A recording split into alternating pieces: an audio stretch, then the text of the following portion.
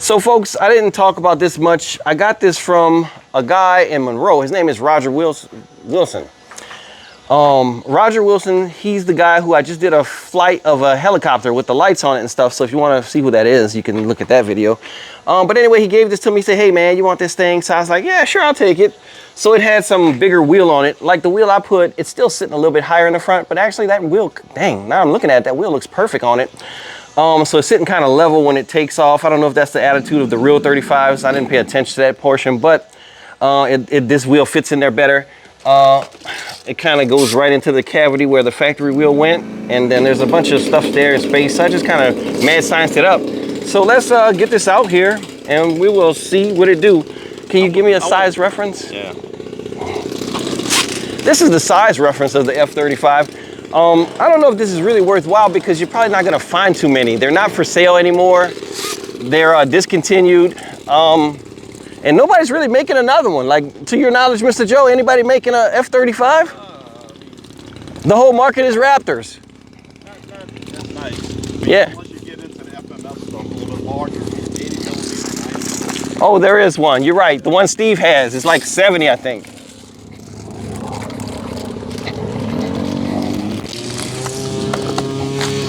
I apologize for not wiping it down. I wiped it down when I first got it, but it sat in my garage for a couple of months and got dusty again. Yeah, so we're gonna have to back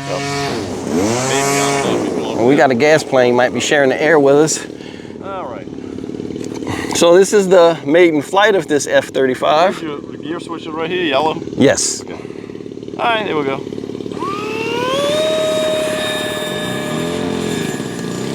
Took off the line pretty good.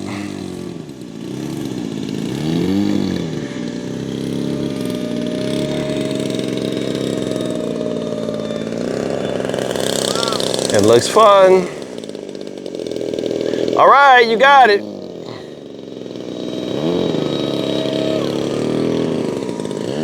Get that gear to go up. Oh, the gear ain't going up? No, I can't get it to go up.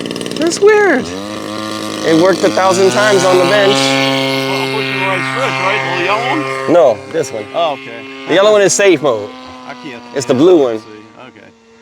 All right, we got gear up now, folks. All right. I couldn't see the bird at all, really, so I couldn't tell you didn't have the gear up. I heard a click. I thought that was the gear. It was you turning it into manual. About half throttle at the moment. So half throttle with the old fan. It's not super noisy in the air like some of those old 5-blade fans can be. We have a gas plant in there, so. Yeah, you can't really. I know you guys are probably struggling to hear anything of this bird because it's so quiet. You know, it's a quiet little fan.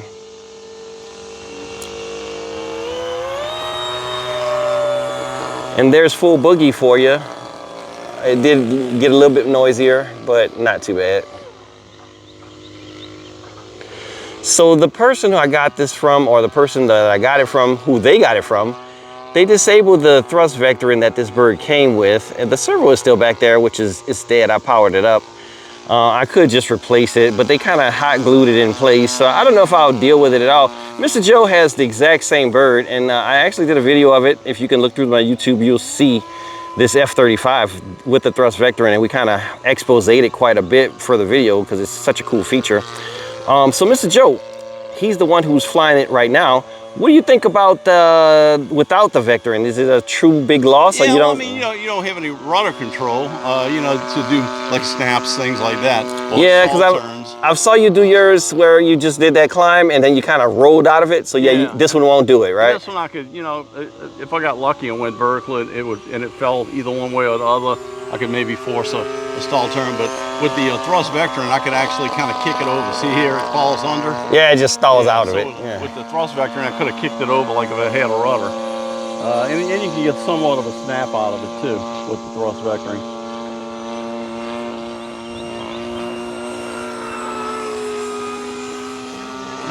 Okay. So one thing Mr. Joe pointed out to me, and anybody interested in buying one who might find a used one, is that he had trouble with the gear that it comes with, and I'll probably show him up close. That's throttle off completely. Throttle off, it's just gliding, huh? Yeah, it doesn't. I lost it trying to look at it. It doesn't know how to stall, man. I mean, it just kind of sits down. You know, I could have harried it right down to the ground. Cool. I mean, I'll probably try that actually. But Mr. Joe did point out that the landing gear are like servo driven. So like that's already something that's kind of from the past and not very liked anyway. But not only that, they're older now from these birds being so old, and they're brittle. So he said he broke them a bunch of times just trying to do regular landing. So I see that I'll probably end up replacing the back gear like I did with the front nose. By the way, shout out to Mr. Roger again. He did include the gear that, you know, landing gear switch, man. I can't find it's the blue one all the way down. I can't see it. There you go. There we go. All right, he did include that gear with it. I did change his strut out to another strut though that was shorter, so that's the only mod to that. But the back gear will be getting some kind of a, you know, replacement gear if, you know, if I have trouble. If it flies like this forever, I'll let it fly forever like this, you know. It's probably something, since Mr. Roger gave it to me, I probably won't sell it. It's one of the things, you know, I'm sentimental like that. So here is our, oh, look.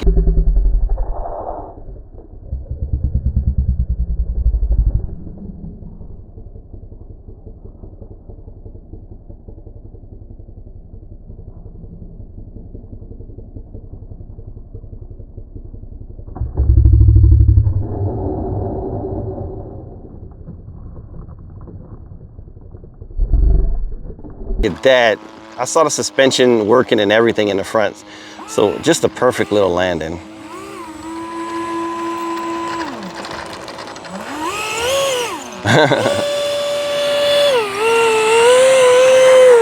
I traditionally don't do any kind of grass takeoffs for most of my testing because like stuff like this, I don't even want to chance it. You know, it's kind of like maybe too much going through our grass. Our grass is a lot of lumpiness to it. So, but I think if you had manicured grass like we had for our fly-in, you know, we got it real nice for that. And I think you could take off in grass if you had that kind of field, if you manage it and such. But I think it's a very pretty bird. I'm a Marine, so, you know, obviously this some kind of joint strike fighter. This is probably an Air Force jobby. But maybe if I like it, so maybe I'll put some Marine stickers somewhere. You know, I don't know, just make a real monster out of it. It does have some blemishes. It's not brand new, you know. It's been hung, and from the hanging spots, it's got a lot of gouges, more underneath the bottom even.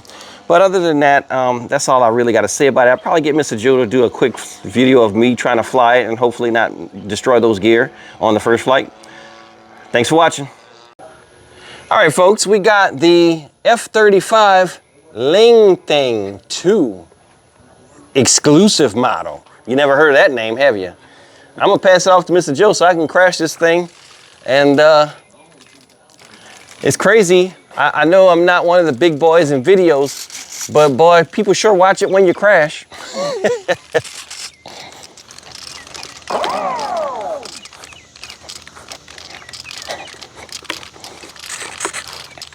I'm checking all my switches. I think I put some dual rate in this thing, I'm not sure.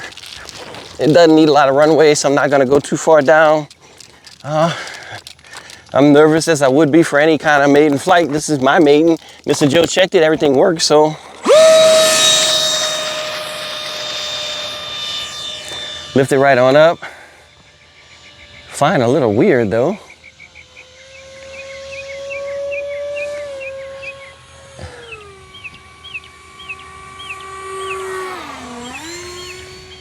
It looks cool.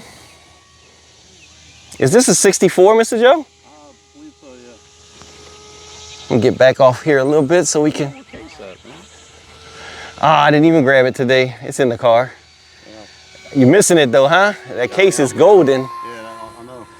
That case is golden. It keeps that sun off that screen, so. Well, not only that, that little peg you got up at the top really helps with one. I use the 2 buttons. So like the 2 buttons is your peg. Okay.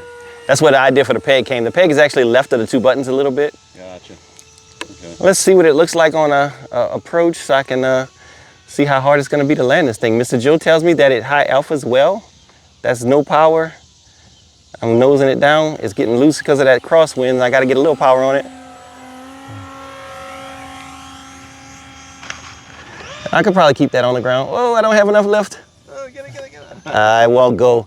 Yeah, I took too much runway on it. Still pulling to the right a little bit. And it wanted to take off before I wanted to take off, so I went with it. I was gonna use my whole runway. And it seems to be trimmed quite well. Thank you, Mr. Joe. Whoa, that looked like a real F135, didn't it? Or a Raptor, perhaps.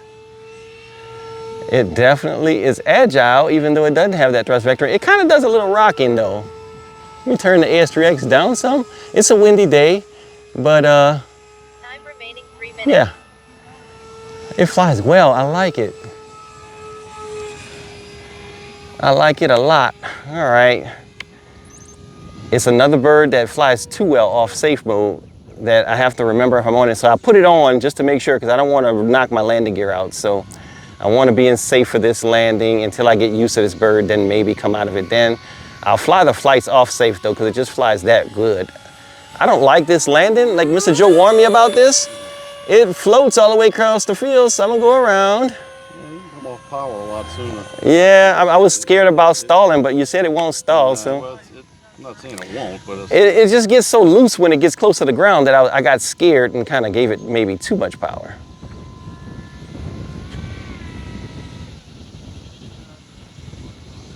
Yeah, if you nose it down, it gets loose.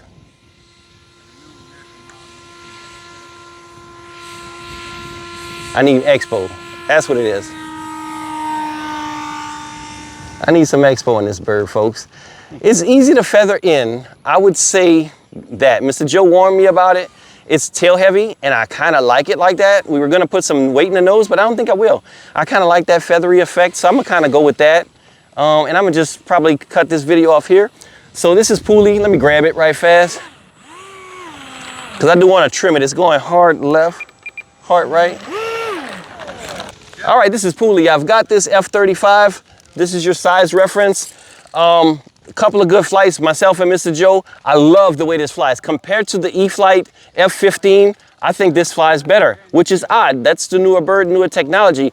This one lands better, and it's hard to explain. Those kind of are hard to high alpha and come in really slow. This high alpha is on its own. You got to almost fight it out of a high alpha, and I think I like that, unless Mr. Joe thinks I should put some weight. Maybe later I will, but we're going to try it like this until proven that it doesn't work, and I break the gear or something weird. Pooley out.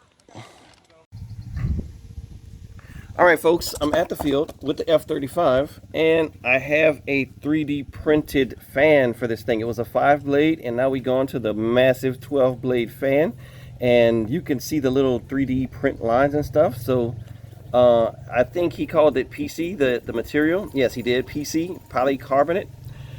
So then he's had success with it. He put it in his old school Habu and upgraded the sound and the thrust. He said he felt like the thrust was a whole lot more. So we're gonna go ahead and do it. I can't exactly put it on till I power the bird up. So I'm gonna just go ahead and put this underneath the screws where it goes, and we can kind of move to the next step. All right, I got it all buttoned up, and I'm gonna try to do the film on my little head kind of cam and see how that goes and see if I can get anything. But this will be the new updated flight with the 70mm fan. I'm sorry. Yeah, 70mm 3D print fan. All right, folks, we got the F35 on the runway. I actually did a little hop just a second ago without thinking about it. I'm trying to use the head rig. Mr. Larry's assisting me, but I wasn't even recording. So, okay, I'm have to get all these details right to do it by myself. All right, yeah, just kind of learning how to use it because I cannot see the screen. And of course, if I'm gonna have somebody telling me every step of the way how to get it, I might as well let them record, right? But I guess it might be a viable option compared to my chest rig on days when I have nobody here. you gotta go right straight up though. I need a little elevator because she is pulling down a little bit on me, and I'm trying to get my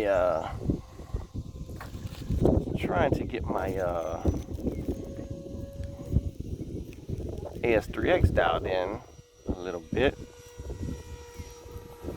Yeah, that's a little bit better on the elevator. It's a little twitchy. I need to probably put some expo. I don't remember if I had some in it or not. Remaining 3 minutes. But I do feel like I'm a lot less power now than I had to fly with before, and that's full throttle.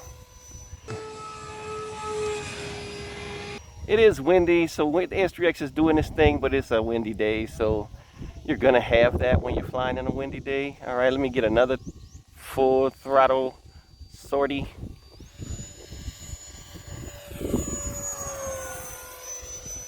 It's no speed demon, but I feel like the thrust is better from where it was before. I am probably going to add this to the video that I had. I don't think I've published it. I'm not 100% sure. I got so many videos in works right now.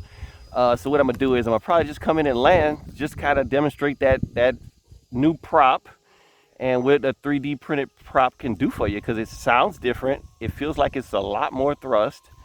And, you know, yeah, that's all I was really after. So this is a glider. So you kind of glide this bird well. And there she is on the ground. I love this plane, by the way. I know it's discontinued, but I don't know if I said it on the first part of the video, but if you can get one, probably do it, because it's a cool little thing. It glides well, and it flies well, and it lands easy. Oh my God, the easy landings. You could high alpha it. I should have did that on that landing.